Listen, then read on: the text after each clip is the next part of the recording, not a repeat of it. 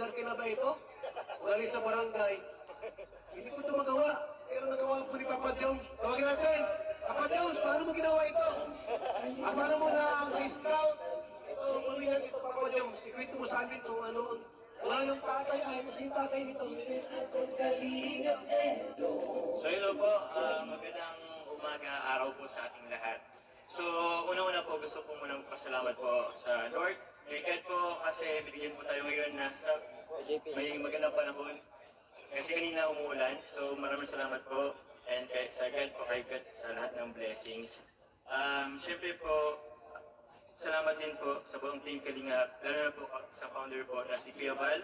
Thank you very much po sa pagdating po.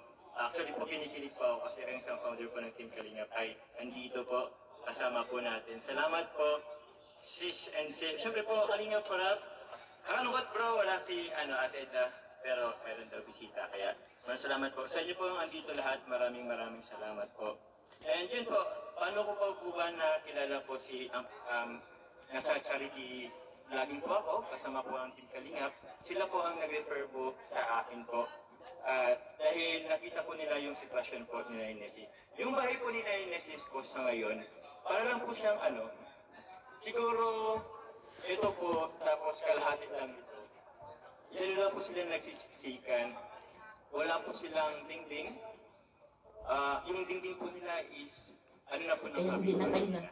Tapos wala kaya hindi na kayo nang gulgulo sa Jungkar kasi may... Natayo po kayo. Ano? Kumain sila. Oo. Hindi po ka na lang dyan.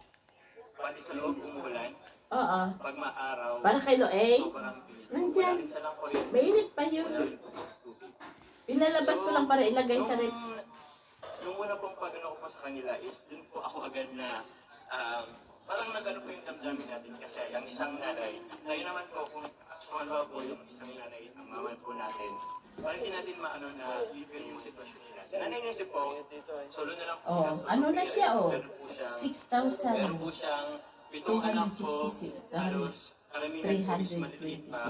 Wala hours po. ago. Stable na trabaho po. 1.8 iba po ang light niya. construction, extra. Ito po, mga rent po, maliliit pa. So, may mga times po na bumabagyo.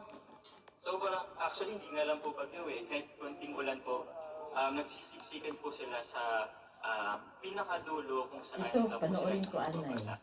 May mga panahon na sila rin po pagtulog, yung mga bata po is nagkakasipaan kasi wala pong maayos na espasyo. So yun po, hanggang sa since na-bless naman po tayo, na-bless po tayo, kaya inanaw po na magkaroon ng first project po, yung nga po, pabahay po. So sila po yung una pong napili at rin po, taga-Naga. So nakagawa po na kamakailan lang po, nag-unsad po ang Team Kalingap po ng bagong landing pads po dito sa Naga.